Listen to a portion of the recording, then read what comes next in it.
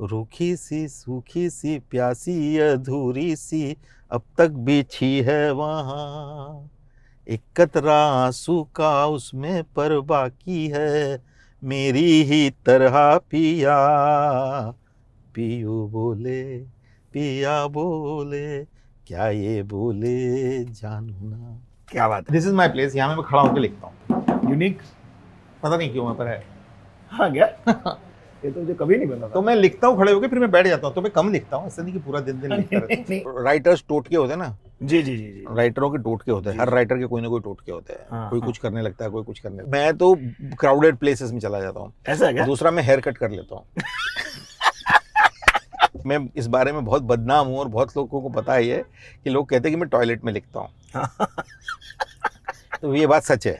हाँ कि आप गए थे सुबह सुबह, निकले सीधा गाना लेके निकले, पेट साफ और गाना लेके। पियू बोले पिया बोले।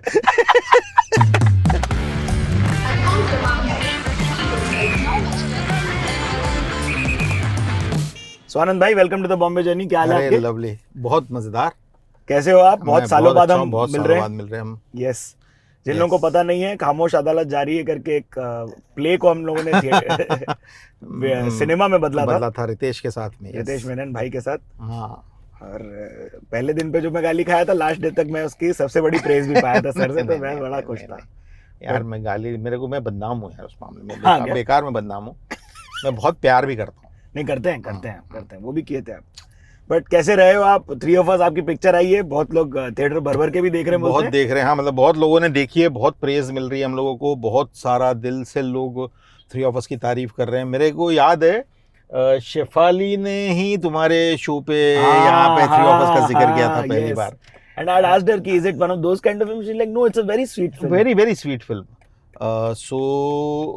शेफाली, तो it's a very sweet film and there is a misconception कि ये वो है, ऐसी है वैसी नहीं। It's a proper story. But वो स्टोरी है जो हम लोग आजकल कहना सुनना बंद कर चुके हैं। But it's a very very sensitive film and it's सबके लिए है वो फिल्म। बट उसके अंदर जो कॉन्ट्री है ना, ट्रेलर में जो पता लग रही है, वो कितनी क्लिष्ट है, देखिए आप।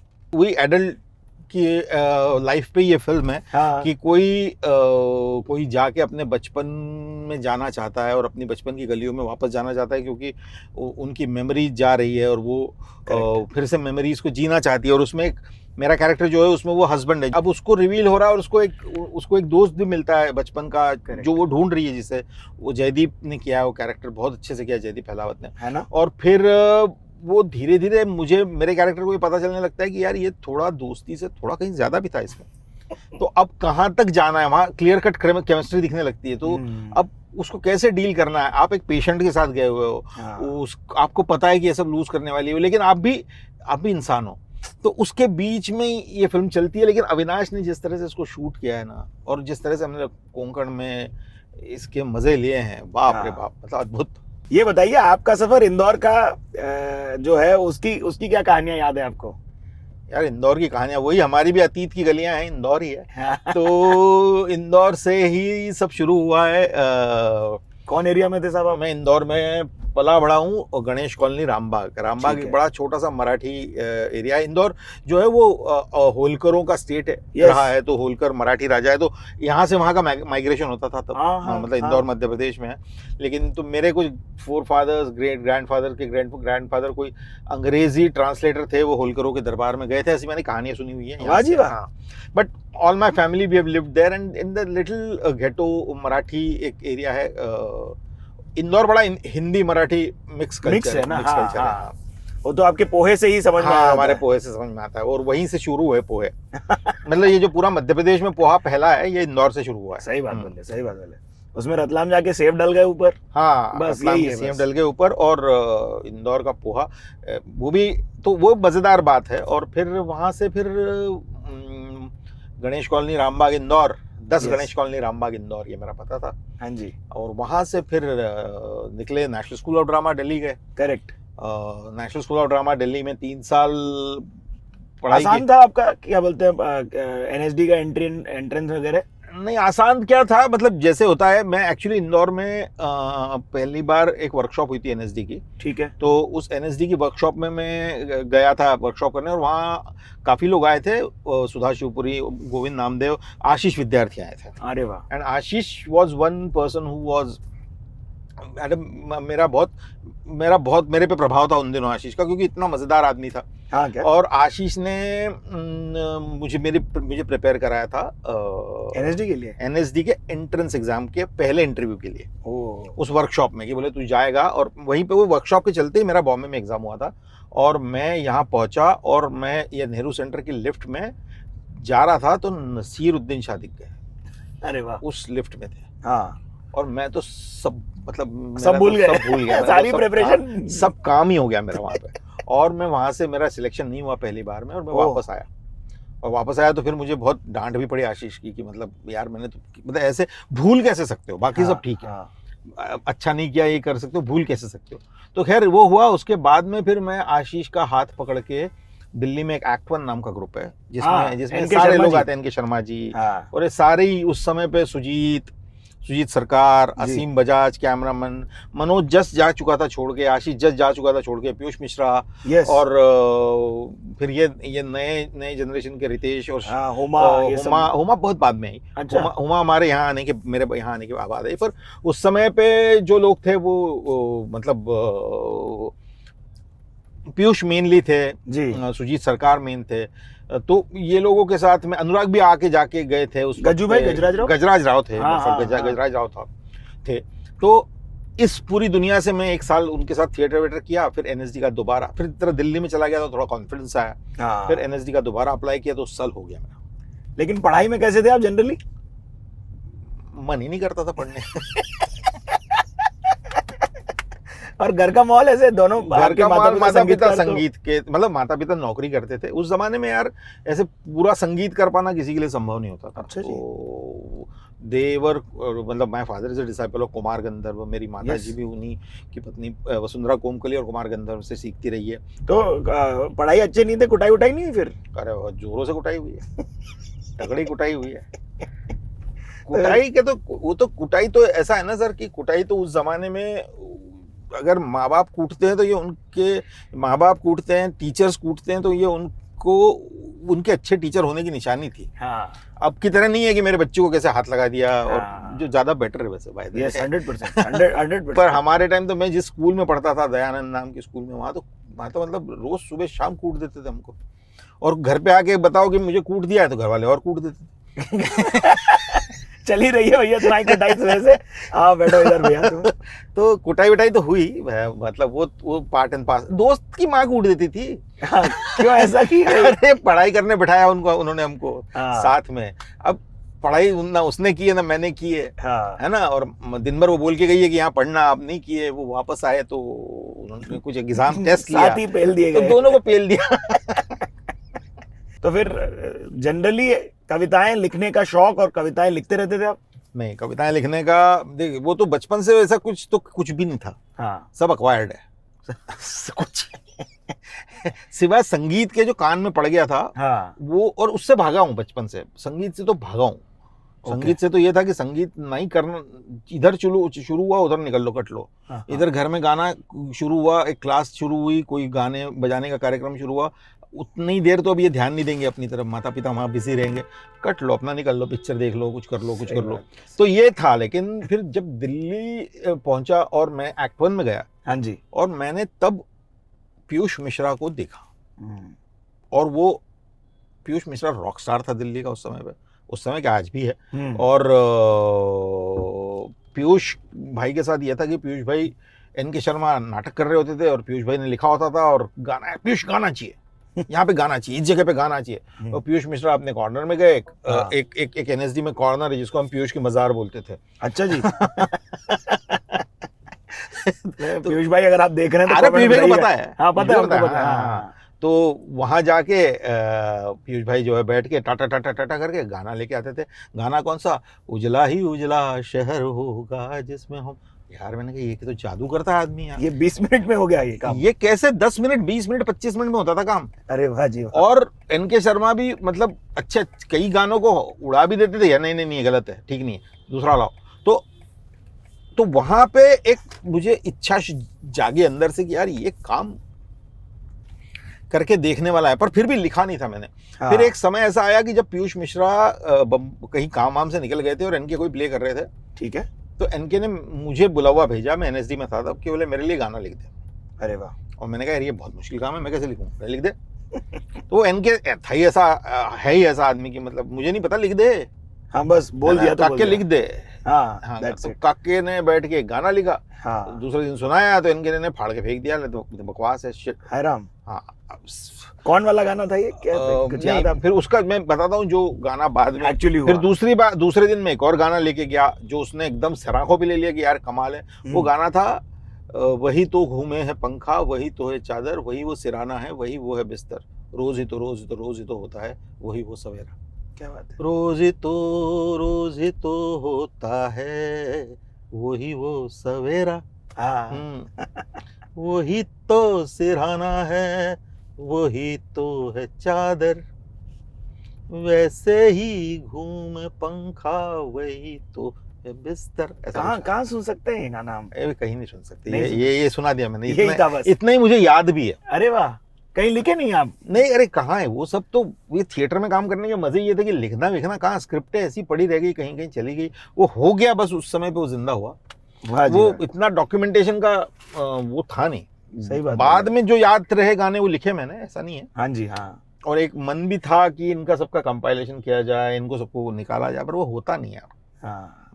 फिर यहाँ से ऐसा नहीं हुआ कि भाई लोगों ने बोला कि आपको कॉन्फिडेंस मिल रहा है, भाई लिरिक्स को सराहा जा रहा है, वाह जी वाह टाइप की बात है? वैसी तो नहीं, वैसा तो नहीं हुआ। फिर मैंने एनएसडी में कुछ एक नाटकों के गाने लिखे मैंने, उनकी भी तारीफ होती थी, पर फिर भी लिरिसिस्ट बनने का कोई ऐसा कोई ये नहीं था, ख्वाब नहीं था ना, ऐसा कोई ये था कि लिरिसिस्ट बनेंगे बम्बई जाके। हाँ। वो तो शायर लोग बनते थे यार, ऐसे आदाब अर्जे वाले लोग रहते थे ना लिरिक राइटर्स, तो गुलजार साहब थे लिरिक राइटर, तो वहां तक तो नहीं पहुंचेंगे।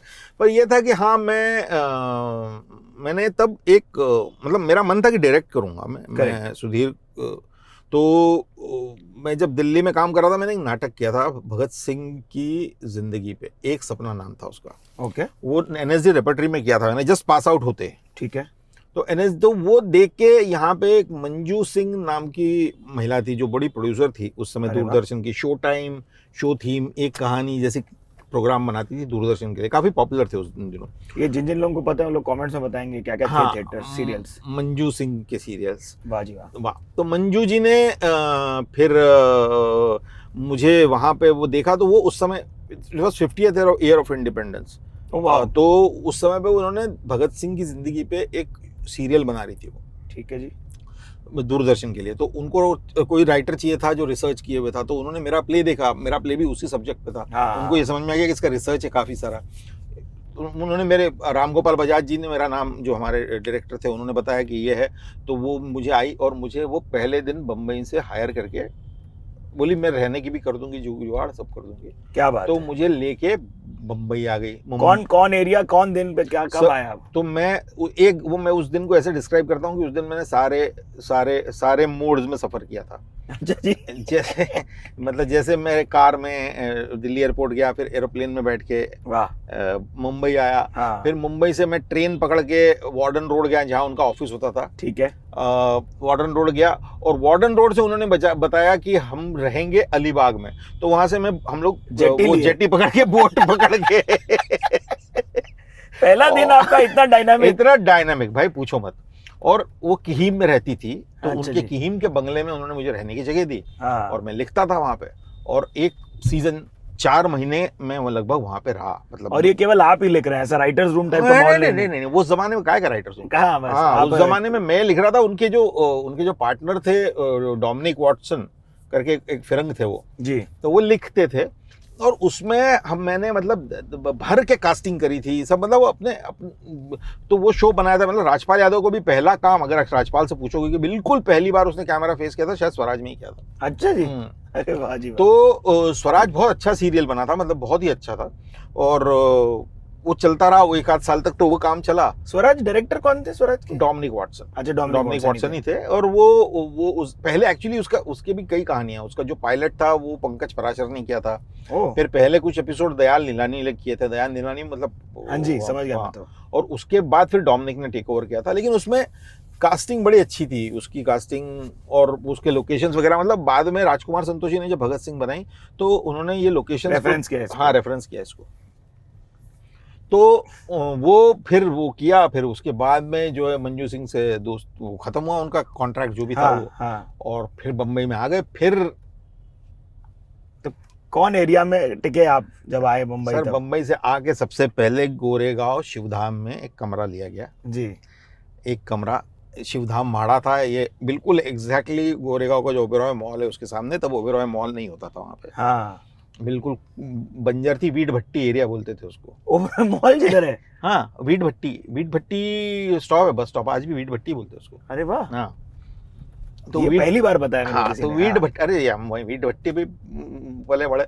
तो फिर वहाँ पे एक कमरा लिया गया किराए पे, और 3 लोग उस कमरे में रहते थे और 2 लोग हमारे सामने रहते थे।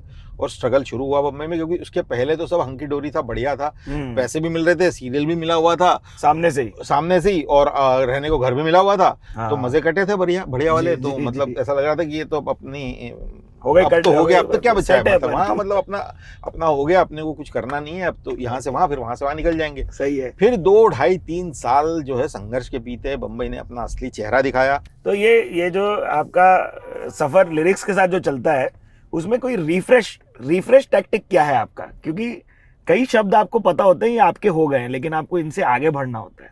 मेरे साथ क्या है कि मुझे लगता है कई बार कि मैं उन्हीं शब्दों में घूम रहा हूँ, उन्हीं वर्ड्स में घूम रहा हूँ। तो मैं रोक देता हूँ अपने आप को। पहली बात तो ये कि मैं रोक देता हूँ अपने आप को। ठीक है। कि क्योंकि बहुत ज्यादा जब ऐसा होने लगता है ना, तो आपको लगता है कि यार नहीं यार, ये ठीक नहीं है। फिर मैं दूसरी चीज ये करता हूँ कि मैं 3-4 चीजें हैं जो मैं राइटर्स टोटके होते हैं ना। जी। राइटरों के टोटके होते हैं। हर राइटर के कोई ना कोई टोटके होते हैं। हाँ, कोई हाँ। कुछ करने लगता है, कोई कुछ करने लगता है, पचमढ़ी चला जाता कोई है। पचमढ़ी चला जाता है। मैं तो क्राउडेड प्लेसेस में चला जाता हूँ। ऐसा क्या? दूसरा, मैं हेयर कट कर लेता हूँ।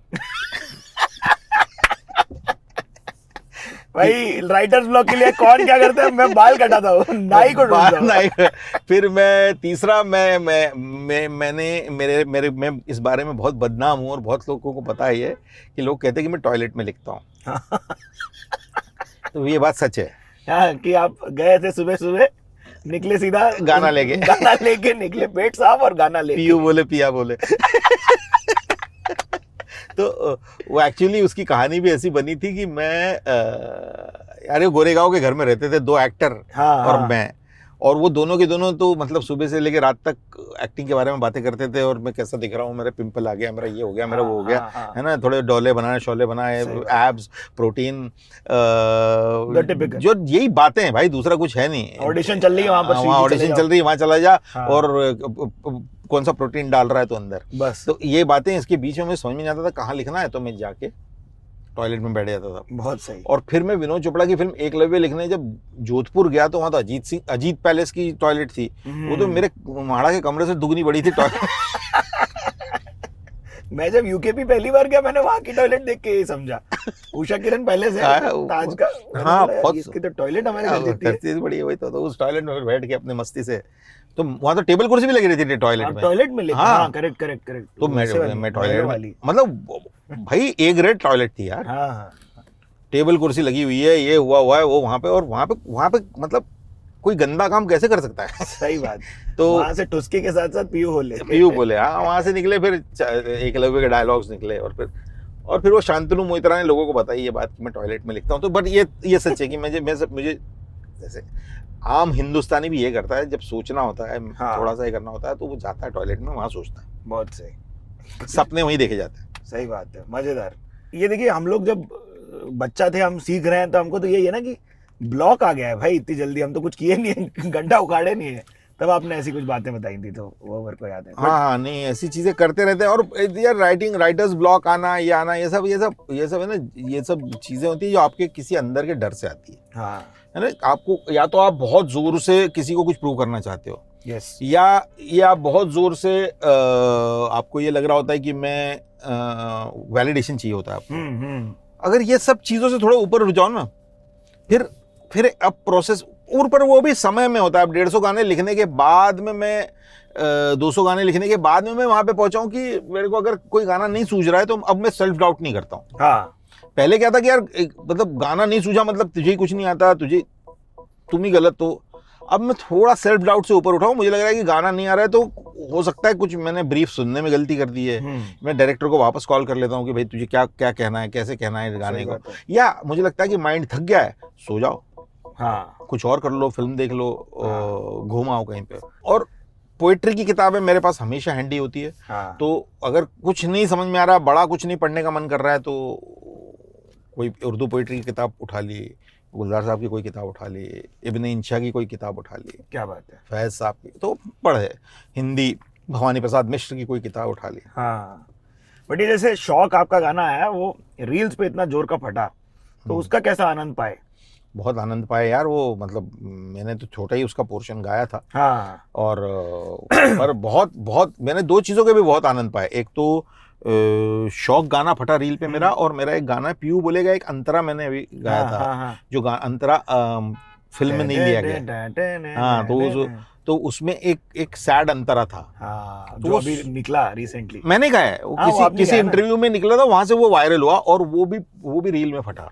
कौन वाला है ये, गा के सुनाइए एक बार, दिखाइए। एक नदी थी जो कभी भी सागर से मिल ना सकी, रास्ते के पर्वतों को पार कर ना सकी, रूखी सी सूखी सी प्यासी अधूरी सी अब तक बिछी है वहाँ, एक कतरा आंसू का उसमें पर बाकी है मेरी ही तरह पिया, पियू बोले पिया बोले क्या ये बोले जानू ना। क्या बात है, यस।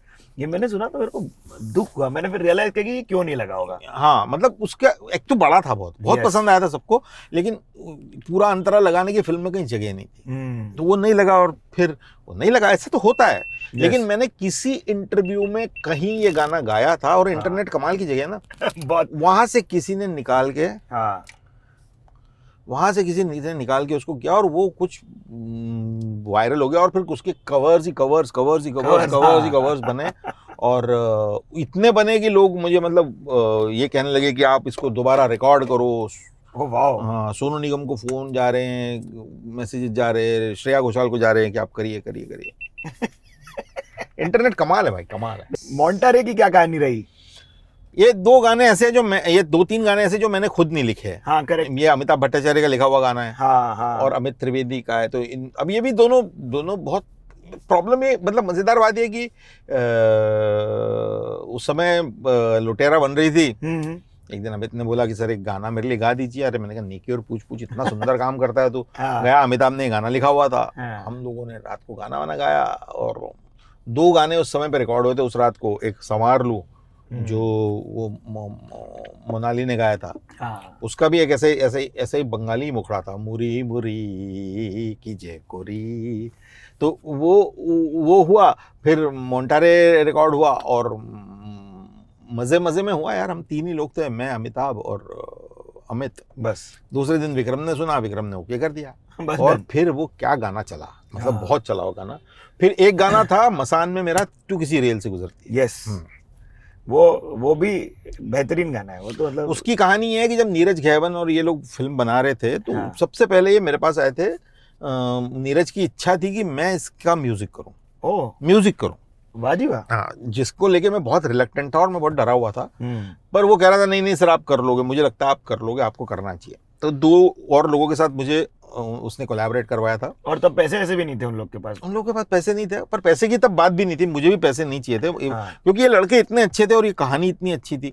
एक्चुअली मसान का जो टाइटल आया वो मेरे इनके डिस्कशन में से ही आया था। अरे हाँ, मतलब ऐसा कुछ नहीं है। मैंने इनको तब एक छन्नूलाल मिश्र जी की एक भजन सुनाया था कि खेले मसाने में होली दिगंबर, तो खेले मसाने में होली। अरे वाह। तो वो मसाने में होली, तो मसान वहाँ से फिर सबको लगा कि यार मसान टाइटल हो सकता है, मसान होना चाहिए। खैर, तो उस समय पे उसने मुझे कहा कि यार आपको करना है। फिर उनकी फिल्म, तब मैं करने गया, शुरू ही करने वाले थे काम की, वो फिल्म बंद हो गई किसी वजह से, उनके पास पैसे नहीं थे और फिल्म बंद हो गई। फिर कुछ समय, कुछ साल के आसपास नहीं बनी। उसके बाद एक दिन नीरज का मुझे फ़ोन आया कि सर फिल्म तो मैंने बना ली है, हाँ, और इंडियन ओशन ने म्यूज़िक भी कर दिया इसका, पर आपका एक कंट्रीब्यूशन मुझे इसमें चाहिए, एक गाना आपसे चाहिए।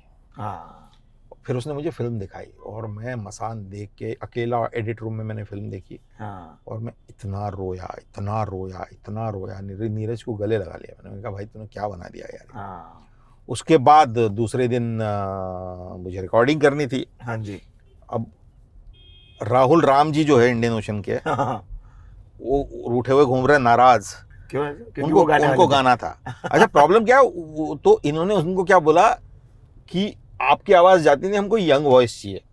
तो राहुल राम का गुस्सा यह था कि ये कौन सी यंग वॉइस है। तो मेरा और उनका बैंटर हमेशा चलता रहता है इस बात पे।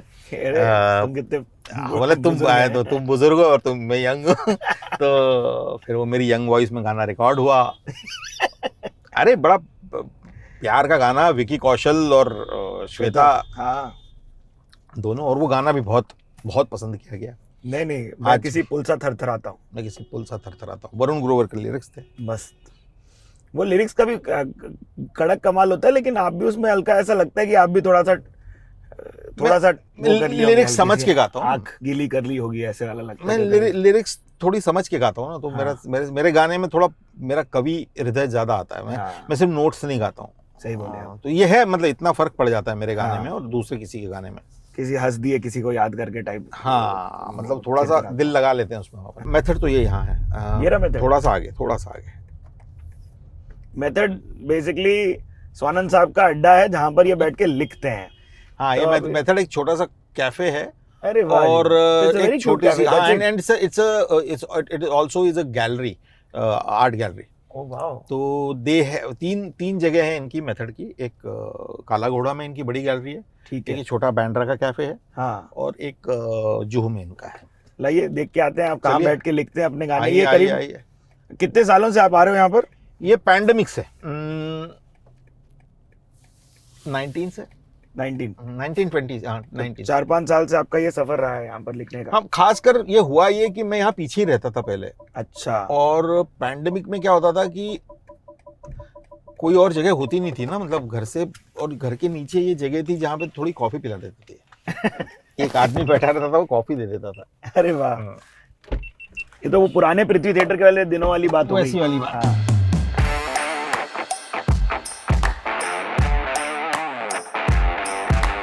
दिस इज माय प्लेस, यहाँ मैं खड़ा होकर लिखता हूँ। खड़ा होकर लिखते हैं आप?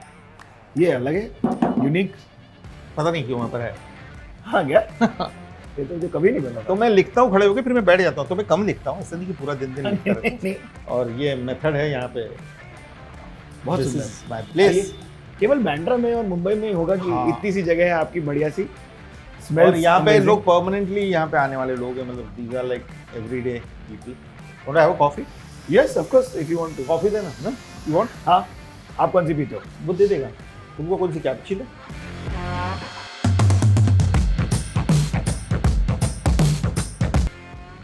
नहीं, तो ये जगह यार, इसने एक्चुअली पैंडेमिक में बहुत साथ दिया। और पोस्ट पैंडेमिक क्या हुआ, एक तो यहाँ पे कोई आता नहीं, क्योंकि यहाँ कुछ खाने वाने को मिलता नहीं है, कॉफी मिलती है बस, और कुछ मिलता नहीं है। बिस्किट विस्किट। यहाँ पे शाम को लोग आते हैं जो मतलब गैलरी को अटेंड करने के लिए आते हैं। तो मॉर्निंग टाइम्स जो होते हैं ना, वो यहाँ के कुछ रेगुलर्स कॉफी पीने आते हैं, बस उतना ही है। अच्छा, तो आप अपनी मीटिंग भी फिर तो मैं यहाँ मीटिंग, और खासकर लिखना, मैंने बहुत सारा, एक पूरा का पूरा शो मेरा आने वाला है, मैंने यहीं बैठ के लिखा है।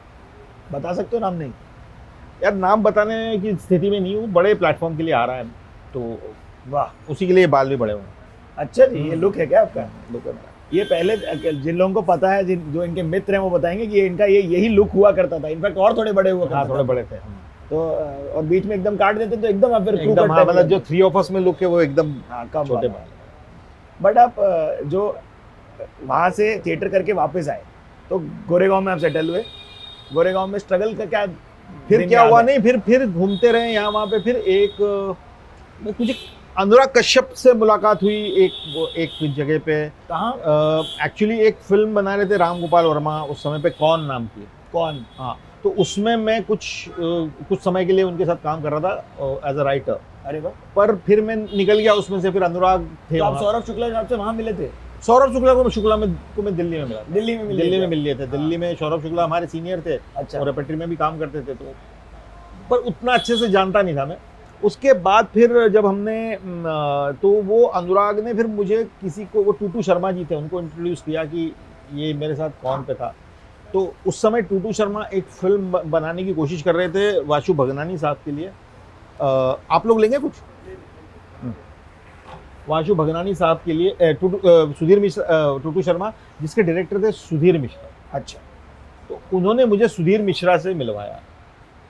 उसके पहले मैं पंकज पराशर के साथ काम कर रहा था छोटा सा, फिर सुधीर मिश्रा से मिलवाया अनुराग ने। मड वाले घर में उनके? नहीं, सुधीर जी तब यहाँ रहते थे बैंड्रा में, डायगो। अच्छा। हाँ, तो फिर सुधीर जी के साथ में तो वो तब वो एक शो एक फिल्म बनानी शुरू की थी, कैलकाटा मेल। अरे वाह। अनिल कपूर, रानी मुखर्जी और मनीषा कोइराला जी थे उसमें। ठीक है। तो और एक शो वो शो वो पिक्चर है ये, कैसे याद नहीं होती? अरे बड़ी छोटी सी रिलीज हुई थी, बड़ी अच्छी पिक्चर है। अच्छी पिक्चर है, देखनी पड़ेगी। पर वो उतनी चली नहीं, मतलब वो बहुत साल लग गया। एक्चुअली उसकी भी कहानी है।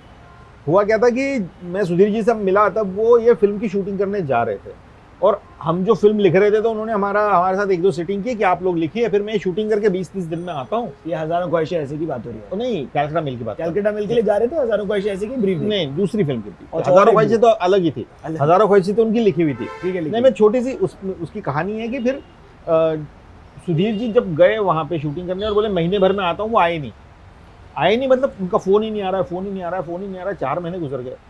फिर कैसे डरते हमने फ़ोन लगाया, मिला कि भाई हो गया काम। फिर पता लगा कि उनकी पत्नी जो थी Renu Saluja, she was detected cancer और वो उनकी लास्ट स्टेज में थी। तो फिर उन्होंने पता लगा कि फिर वो सुधीर जी का फ़ोन आया, मैं मिला उनसे, फिर उन्होंने कहा यार अभी तो कुछ हो नहीं पाएगा। फिर वो रेणु का जाना हुआ तो सब शूटिंग वूटिंग रुक गई थी, कैलकाटा मेल की सब कुछ बंद हो गया था। फिर रेणु पास हो गई। उसके बाद इन्होंने फिर काम करना शुरू किया। फिर उन्होंने मुझसे कहा कि यार तू मेरे को कैलकाटा मेल पे असिस्ट करने लग जा। और एक वो शो बनाते थे तलाश नाम का, सहारा पे, वो लिखता था मैं। और फिर मैं सुधीर जी से जुड़ गया and then I became his assistant on Calcutta mail. Then we went on to make Hazaaron Khwaishein ऐसी 2000 में। तो उसका ब्रीफ क्या था? हजारों ख्वाहिशें ऐसी कोई ब्रीफ नहीं था, मैं तो असिस्टेंट था बस। लिरिक्स कैसे आए वो? लिरिक्स बाद में आए। अच्छा। तो लिरिक्स का कहानी ये है कि मैं तो असिस्टेंट था सुधीर जी का, मैं कुछ नहीं था। मेरे गाना वाना गाता हूँ मैं, किसी को भी नहीं मालूम था ना मैं गाता था। मतलब ऐसी कोई हम कर लिए बस, एस्पिरेशन भी नहीं थी कि कोई सिंगर बनूंगा मैं। पर मैंने बाबरा मन जो गाना है वो कहीं या मुंबई के स्ट्रगल के दौरान लिखा था। क्या था वो? हमेशा से यही था।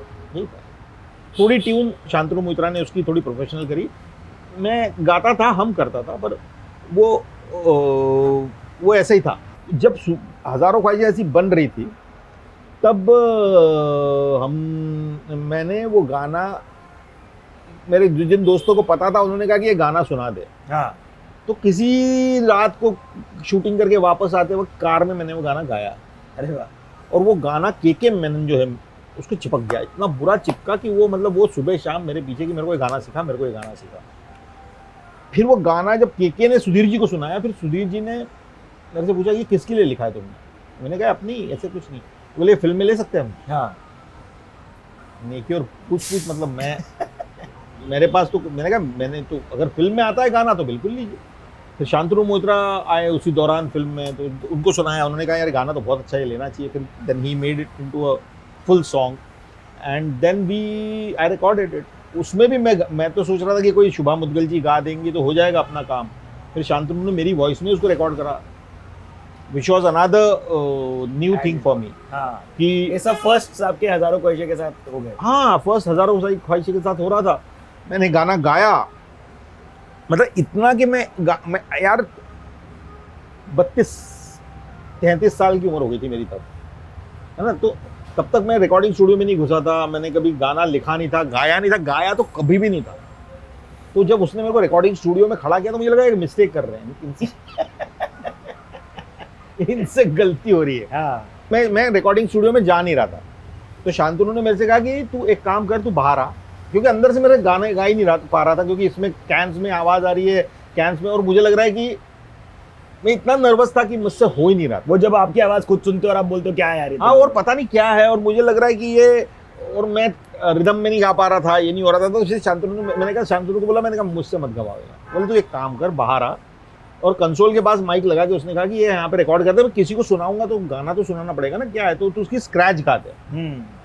और मैंने, मेरे से शांतनु ने वहाँ खड़े होकर वो स्क्रैच गवाया, जो हो गया, क्योंकि बाहर कोई प्रेशर नहीं था रिकॉर्डिंग स्टूडियो के अंदर जाने का। हाँ, तो आप जैसे गाते थे यूं ही गा ये वैसे ही गा दिया मैंने वहाँ पे, और वही गाना आप सुनते हो, जो जिसमें थोड़ा बहुत सुनाई भी दे रहा है, आप लोग अपने पैर से वो ले रहे हैं, मीटर ले रहे हैं थोड़ा सा ना। वही गाना आप सुनते हो, हाँ क्योंकि शांतनु ने उसी गाने को वैसा का वैसा छाप दिया, फिल्म में लिया, क्या बात है। और then rest is history. History. उसके बाद वो जब गाना जिस दिन रिकॉर्ड हुआ, उस दिन वहाँ पे एक काले से, मोटे से, प्यारे से, क्यूट से आदमी घूम रहे थे, तो शांतनु ने उनको गाना सुना दिया, तो वो तो रोने लगे।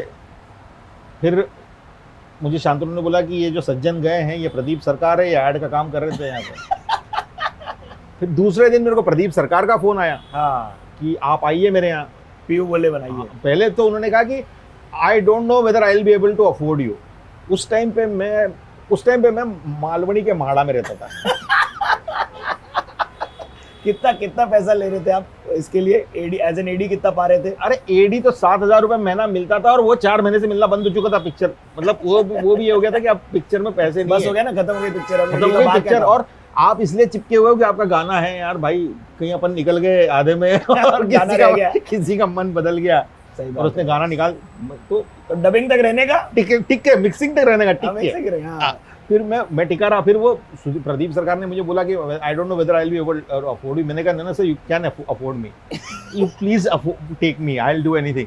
तो उन्होंने मुझे पहला ऐड दिया। और प्रदीप दा की मजेदार बात यह है, उनको पता तो चल गया था कि इस बार पैसे वैसे नहीं है, तो एक ऐड वो बना रहे थे फेम साबुन की, और बहुत सुंदर ऐड है वो, हाथ ही हाथ है उसमें से, उसमें लिरिक्स की कोई जगह नहीं थी, और उन्होंने कहा तू लिख दे, तो मैंने लिरिक्स लिख दिए। हाँ, ऑब्वियसली उन्होंने यूज नहीं किया, पर देन ही got me paid on that one. Oh wow. And then Shantanu, Pradeep da और मैं फिर एक उनके साथ ऐड करने लगा, मेरा थोड़ा वो चलने लगा। फिर ऑब्वियसली परिणीता हुई, और इत्तेफाक ये है कि परिणीता और हजारों ख्वाहिशें ऐसी सेम ईयर रिलीज हुई। करेक्ट। ये बाकी बातें हम अंदर करेंगे, चलो ये लेते हैं कॉफी टेक अवे में।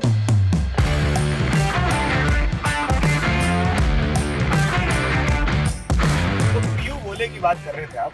हाँ, तो फिर क्या हुआ, फिर मैं उनके साथ काम करने लगा। हाँ। फिर उन्होंने कहा कि यार मैं एक फिल्म बना रहा हूँ।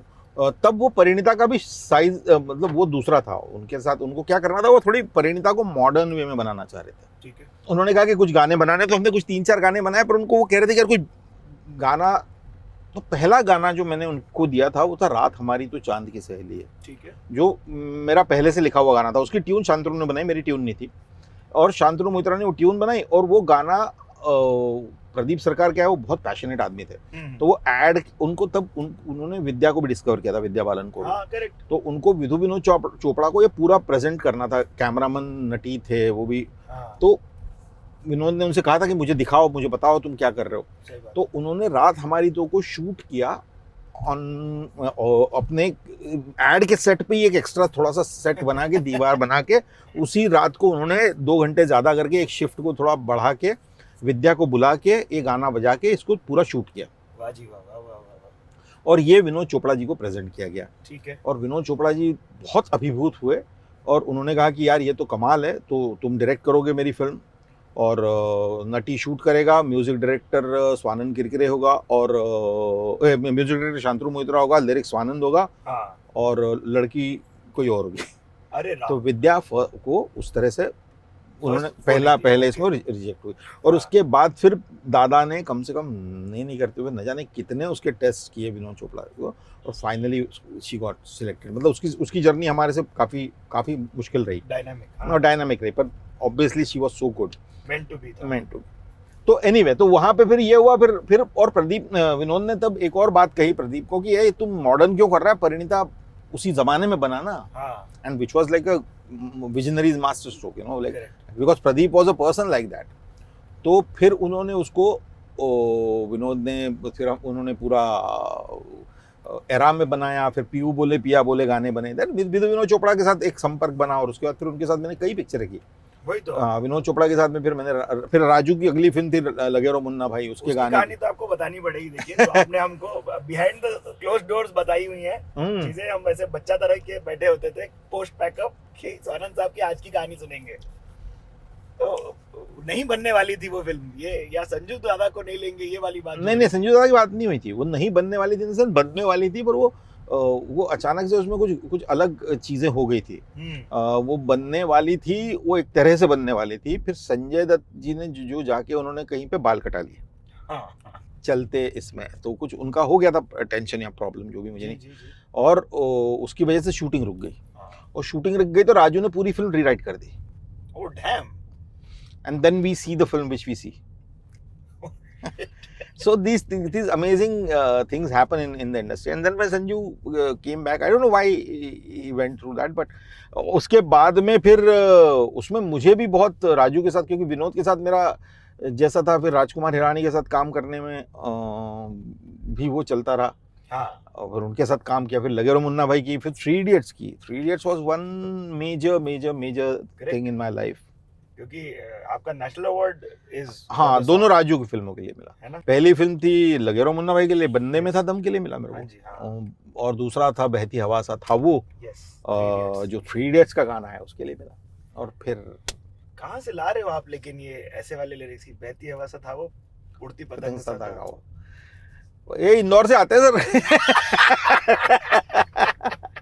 थोड़े देवास जाते समय, देवास थोड़े इंदौर से, थोड़े दिल्ली से आते हैं भैया। ऑटो ट्यून जब आ रहा था जमाने में, तब आप क्योंकि प्री टू पोस्ट देखे हुए हो, मैं कह रहा हूँ बच गए। मैं तो आजकल के बच्चों को ये कहता हूँ कि हम तो ऑटो ट्यून में बच गए, तुम तो एआई से बच नहीं पाओगे बेटा। नहीं बच पाओगे। बट ये बताओ फिर, ये जो ऑटो ट्यून वाला जमाना है, या जो जनरली स्ट्रीमिंग प्लेटफॉर्म्स का लिरिसिस्ट के साथ या कोई भी म्यूजिक लेबल्स का लिरिसिस्ट के साथ रिश्ता खास नहीं रहा है, उस पर आपने आवाज अच्छी उठाई है। हाँ, मतलब एक्चुअली क्या हुआ है कि वो इतने सारे सालों में धीरे धीरे ऐसी सिचुएशन आती गई कि लिरिसिस्ट को एक साइडलाइन होते चले गए। वो कौन से भी कारण से हुए, वो मुझे नहीं मालूम वो कारण क्या है, लेकिन एक तरह से इग्नोर किया गया उनको, कि जैसे मोड्स, पहले तो क्या था, कैसेट आती थी या रिकॉर्ड आती थी, तो उसके ऊपर तो नाम आता था छपके, आता ही था, है ना। रेडियो होता था तो वो रेडियो बोल ही देता था आपका नाम, करेक्ट, जरूरी। फिर एफएम जब आया तो उन्होंने बोलना बंद कर दिया, फिर कुछ एफएम ने बोलना शुरू भी किया, मतलब कुछ एफएम ने फिर कहा कि नहीं हम बोलेंगे। उसके बाद में जब यूट्यूब आया तो किसके नाम देने हैं, तो वो तो लिरिसिस्ट का नाम लिखते ही नहीं थे उसमें। उसके बाद जब स्ट्रीमिंग प्लेटफॉर्म्स आए, तो इन स्ट्रीमिंग प्लेटफॉर्म्स पे भी कोई जगह ही नहीं थी जिसके ऊपर लिरिसिस्ट का नाम नहीं आता था, कंपोजर का आता, क्योंकि वो वेस्टर्न एल्गोरिदम से लेके आए थे, तो वहाँ पे उस तरह से लिरिसिस्ट अलग होता नहीं है। सॉन्ग राइटर वही होता है जो म्यूजिक भी देता है, कंपोज करता है, तो उनको वो कॉन्सेप्ट ही नहीं मालूम। हमारे यहाँ पे एक एंटिटी है सॉन्ग, वो 4 जने 5 जने मिलके तैयार करते हैं, तो हमको स्पेसिफिक लिरिक्स चाहिए। तो फिर हमने लिरिसिस्ट सब लोगों ने मिलके एक छोटा सा गाना बनाया, और उस गाने में फिर हमने लोगों से अपील की कि यार भाई हमको, उसका काफी फर्क पड़ा। उसके बाद में इंडस्ट्री भी एक्चुअली कोई ऐसे जानबूझ करके करता नहीं है, वो कुछ प्रैक्टिस से चली जाती है चीजें, फिर आप याद दिला दो लोगों को तो लोगों को याद आ जाता है कि हाँ भाई ये बात रह गई। Then everybody reacted to it, and from Rahman sahab to everybody stood by us, you know, like lyricist के साथ खड़े हुए उस मामले में। Every music composer, almost every big singer, everybody supported us. सुंदर। और उसके बाद उसके बाद हमारा काम यूट्यूब पे तो हमारा नाम आने लगा है।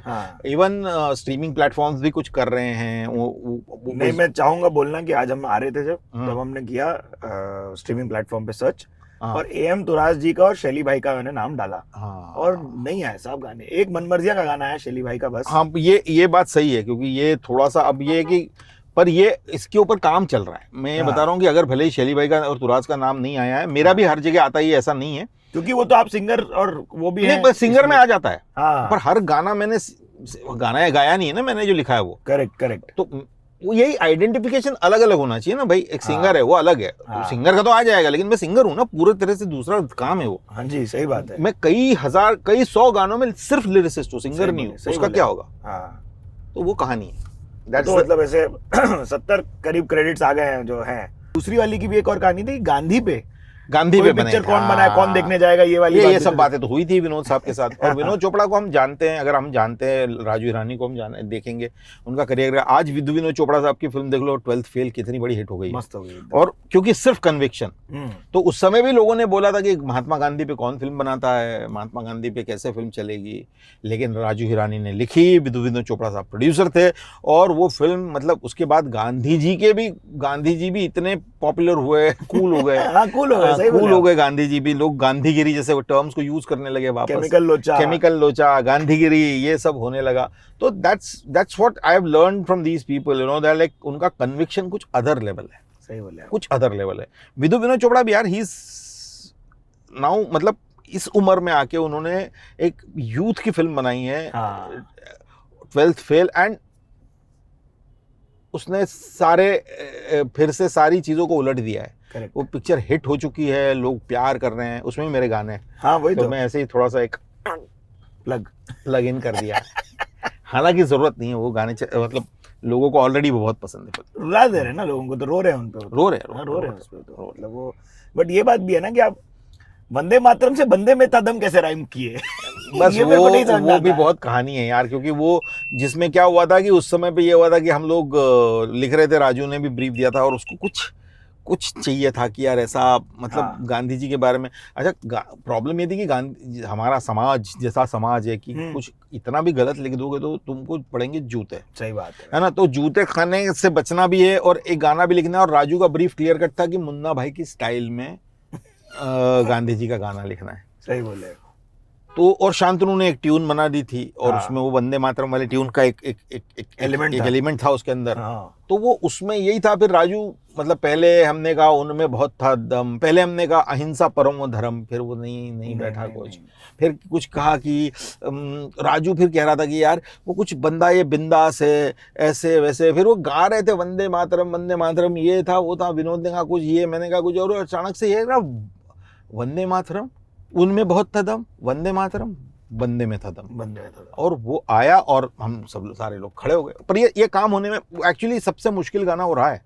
15 से 20 दिन तक हम रोज काम करते थे उस गाने पे। अरे हाँ, रोज बैठते थे, रोज सिटिंग होती थी, कुछ मैं लिख के ले जाता था कुछ, हाँ, और बाकी सब लिखा गया था गाना। मतलब जो मुखड़े अंतरे जो होते हैं ना, सिर्फ ये हुक ही स्टार्ट नहीं मिल रहा था। स्टार्ट नहीं मिल रहा था। क्योंकि वो भी हीरोइक गाना है ना, suddenly it's like montage, hero montage. You talk Gandhi, you know, like Gandhi के बारे में गाना है। Yes. और उसके बाद में जब लोग, मतलब मुझे इतना उस गाने की वजह से प्यार मिला है पूरे हिंदुस्तान में, क्योंकि गांधी को एक नेक्स्ट तरह से डिफाइन होने, तो कई गाने बन चुके हैं गांधी जी के ऊपर। सही बोले आप। साबरमती के संत तूने कर दिया कमाल, और ये सब, पर ये गांधी का रंग बदला।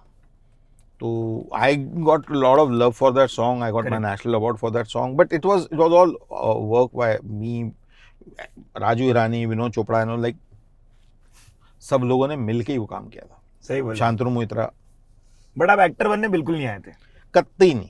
कतई नहीं आए थे।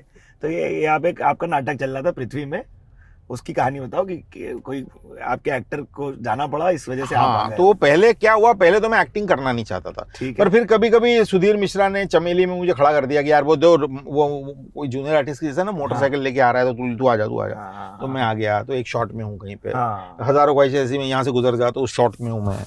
किसी में एक कलकत्ता मेल में एक सीक्वेंस था जिसमें टीसी आता है, क्या गाड़ी रोकता है सयाजी शिंदे, टीसी आता है, क्या हुआ पूछता है, क्या हुआ, इतना भी नहीं पूछ पाता कि सयाजी शिंदे उसको गोली मार देता है। तो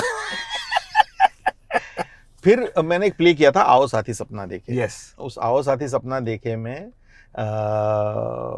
मैंने डायरेक्ट किया था, म्यूजिक किया था, मैं उसमें गाने वाने गाता था, लेकिन एक्टिंग नहीं करता था। ठीक है, ठीक है। और उसके शोज चल रहे थे, कई सारे शोज हो रहे थे, वो काफी पसंद किया गया था। एक रोल करता था नीरज सूद। नीरज सूद काफी फेमस एक्टर है आज जी, की जी। उससे नीरज से होगा हमारे झगड़े। अच्छा ये हुआ था, मेरे को लगा ही था ऐसा कुछ हुआ होगा। अब तो भाई अब क्या करें। तो नीरज रूट के गया निकल। अच्छा वो एक शो करके नहीं गए? एक शो नहीं, काफी शोज किए। हाँ। करीब 25-30 शोज किए होंगे उसने, जी। लेकिन 25-30 शोज के बाद मेरा उसका कुछ किसी बात पे हो गया टेंट है, हाँ। और वो बोला कि भाई मैं नहीं करूंगा, मैं निकल गया वो। और दूसरे दिन शो था, टिकटें बिक चुकी हैं। टिकटें बिक चुकी थी, ये हो चुका था, अब किसको बोलेंगे करने के लिए वो, उसका रोल बड़ा अच्छा था उसका। फिर ये अमितोष नागपाल वगैरह थे सब लड़के, इन्होंने कहा सोनम भाई आप ही तैयार करो, आप ही कर पाओगे, इतने क्लोज तो कोई और हो नहीं है। तो मैंने तैयार किया वो, और मैंने उसमें फिर एक्टिंग की मैंने। वहां से थोड़ा थोड़ा सिलसिला फिर मेरा एक्टिंग का शुरू हुआ। फिर मुझे मुकेश छाबड़ा ने किसी एड में कास्ट कर दिया। हाँ। फिर एक कबीर कौशिक साहब है, उन्होंने एक मैक्सिमम फिल्म बनाई, उसमें एक रोल, मेरे को छोटे छोटे रोल मिलने लगे मुझे। ठीक है। फिर मैंने एक मुकेश छाबड़ा ने मेरे को एक फिल्म थी बद्रीनाथ की दुल्हनिया, हाँ, उसमें यहाँ आई मैंने बड़ी बात। आलिया भट्ट के पापा का रोल किया मैंने। हाँ। और उसके बाद क्या हुआ, आलिया भट्ट के फादर का रोल करने के बाद मुझे ना लगभग हर हीरोइन और हीरो के फादर का रोल आया। हाय राम, हाँ वो होता ही है देखिए। और वहां मुझे लगा कि यार मैं मस्ती मस्ती में कर गया यार, लेकिन I really don't want to do this because I am not either one, I am not that old. Yes. मतलब कि हर किसी का, और फिर एक्टिंग करनी है तो मैं कुछ ऐसा करूंगा जो मुझे आनंद दे, वरना मुझे बहुत इज्जत मिलती है बम्बई में लिरिक्स में। यस। और बहुत प्यार भी मिलता है लोगों का, तो मुझे उसकी उस तरह से ना, मेरी कोई उन रोल्स में ऐसा कोई पैसा नहीं मिलता कि आप उसके ऊपर कोई डिपेंडेंसी बनाओ अपनी कि यार मैं इससे। तो फिर मैंने तय किया कि नहीं यार मैं अब रोल वही करूंगा कि जो मुझे अच्छे लगे करने को। उसमें मुझे पहली फिल्म मिली, प्रकाश झा साहब ने दी थी, रितेश मेनन साहब जो रितेश मेनन ने जो डायरेक्ट की थी। उसका नाम था क्रेजी कुक्कड़ फैमिली। हाँ, और वो फिल्म जो है उसमें काफ़ी लोग थे, और हम काफ़ी ह्यूमर वाली फिल्म थी, कॉमेडी थी। उसमें नौरा फातेही भी थी हमारे साथ में। और वो फिल्म बनी और ठीक ठाक बनी थी, बुरी नहीं बनी थी, लेकिन वो फिल्म रिलीज टाइमिंग का इशू था उसका कुछ शायद, जो भी इशू था जैसा भी था, लेकिन वो फिल्म इतनी बुरी फ्लॉप हुई। एक्चुअली हम लोग सब फिल्म देखने गए थे पहले शो में। हाँ। तो हम 7-8 लोग गए थे, तो वो हमने देखा कि थिएटर खाली है लगभग, लेकिन पीछे कुछ 6-7 लोग बैठे हुए हैं। हाँ। तो कहा चलो ठीक है यार, कुछ तो लोग आए हैं, 6-7 लोग आए, कुछ और आएंगे। इंटरवल में देखा तो रितेश की फैमिली थी वो। 6-7 लोग जो थे। तो इतनी बुरी हुई, उसका हश्र हुआ कि फिर वो उसने पानी नहीं मांगा। फिर मतलब फिर वो भी ये हुआ कि चलो भाई अब क्या करना है। उसमें मेरा मेन रोल था। मैं शिल्पा कास्ट था। फिर रितेश ने प्लेवे किया। फिर उसके बाद में मेरे पास आई चुंबक, मराठी की फिल्म। यस, चुंबक आपकी एक नामी। चुंबक ने मुझे फिर बहुत सारा रिकॉग्निशन दिया, और एज एन एक्टर मुझे तीसरा नेशनल अवार्ड मिला, जो चुंबक के लिए बेस्ट सपोर्टिंग एक्टर का था। और उस फिल्म को अक्षय कुमार ने प्रेजेंट किया था। Correct, yes. तो उस वजह से वो उसको भी काफ़ी नाम मिला था। और हम लोग उसके बाद में फिर चुंबक आई। फिर चुंबक होने के बाद में फिर अगेन कुछ नहीं। फिर एक दो छोटे मोटे रोल OTT पे मिले। हाँ। जो मैंने किए, पर फिर मुझे लगा कि यार अब फिर रुकना चाहिए। और उसके बाद अचानक एक शाम को यही मेथड में मैं बैठा हुआ था। हाँ। और मुझे अविनाश अरुण का फोन आया, और अविनाश अरुण उसने मुझे बोला मैं सर एक स्क्रिप्ट भेज रहा हूँ, आप पढ़ के बताओ। हाँ। मैंने पढ़ी, मैंने कहा भाई क्या करना है। मुझे लगा कि जनरली मेरे पास लोग गाना लिखने आते हैं जी। पर ये फिल्म वैसे इसमें क्रेडिट पड़ा तो वरुण ग्रोवर का नाम था डायलॉग राइटिंग में। हाँ। तो मैंने कहा ये गाना लिखाने तो क्यों आएगा, मेरे पास वरुण है उसके पास। हाँ। और वरुण मेरा बहुत प्यारा दोस्त है मेरा, हम लोग बहुत। तो मैंने फिर अविनाश को फ़ोन किया, मैंने कहा भाई तूने क्या करने के लिए भेजा है मेरे पास। तो कहने लगा सर एक्टिंग करनी है। मैंने कहा कौन सा रोल, इसमें तो कोई रोल। तो वो बोला सर वो हस्बैंड का रोल जो है। मैं तो बैठ ही गया। मैंने कहा तू कह रहा है तू हस्बैंड का रोल, इतना बड़ा रोल है, इतना अच्छा रोल है। मैंने कहा कौन है, और कहते जयदीप और शेफाली। मैंने कहा गए, मर गए ये तो। इससे आ जाएंगे तो ये तो खत्म हो जाऊंगा मैं। पर लेकिन फिर भी मुझे ऐसा नहीं लगा। मुझे ऐसा लगा कि यार किसी ने इतनी बड़ी चीज के लिए मेरा नाम सोचा है, बस कैसे मना करोगे। मैं कूदूंगा इसमें। और मेरी पूरी जिंदगी है कि भाई कूद जाओ, देखी जाएगी। बस बेस्ट है। तो गाने कौन से लिखने आए थे कि गाने लिख दिए, गाने कौन से आए थे गा दिए, है ना। अब एक्टिंग भी चालू हो गई है, कर दी। सही बात। तो कूदो भाई, देखी जाएगी। और उसके बाद फिर मैं और अंकुर तिवारी एक शो बना रहे हैं। अरे वाह। वो भी मैंने लिखा है, और वो एक बड़े प्लेटफॉर्म के लिए बन रहा है। तो बहुत सुंदर, बहुत सुंदर। All that is happening and life is beautiful. तो फिर मुंबई के खानों के साथ क्या रिश्ता रहा आपका, क्योंकि हम वो उनके बारे में बहुत बात करते हैं। देखिए कौन जगह है आपकी यार apart from मुंबई the में food? खाने की मेरे को सबसे अच्छी चीज जो लगती है वो सुबह अन्ना की इडली लगती है, जो रास्ते पे मिलती है। जो रास्ते पे मिलती है। हाँ वो मुझे उससे अच्छी इडली नहीं लगती। फिर मैं खाने के मामले में काफ़ी शौकीन आदमी हूँ, तो हाँ, और मुझे हर खाना अच्छा लगता है। सही बोले आप। तो मैं गोरेगांव में रहता था, तो वहाँ पे सुबह अन्ना की इडली खाता था, वो टोयोटा शोरूम के पीछे वाली? शोरूम के Yes, पीछे वाली वो yes, खाता yes, था। yes. फिर बाद में वहाँ से मैं निकलता था, तो मैं मराठी हूँ लेकिन मैं फिश ईटर नहीं था, पर हाँ मुझे एक बोर्ड दिखाई देता था गोरेगांव स्टेशन के बाहर, सत्कार नाम का, हाँ हाँ एंड इट्स मालवणी खाने की जगह है, छोटी सी, पर भाई वो कल्ट है। तो वो जाके वो खाने लगा मैं, मेरे को जरूरी बहुत है। पसंद आया। फिर वहीं गोरेगांव में वो श्रीदत्त था, श्रीदत्त श्रीदत्त तो खाए ना खान, हाँ, हाँ। फिर वो उधर साबूदाना खिचड़ी खाने का, ना मिसल उनके खाने साबूदाने का, बड़े भी बहुत बड़े सुंदर। साबूदाने बड़े भी बहुत सुंदर, चटनी माँ कसम लाजवाब। यस।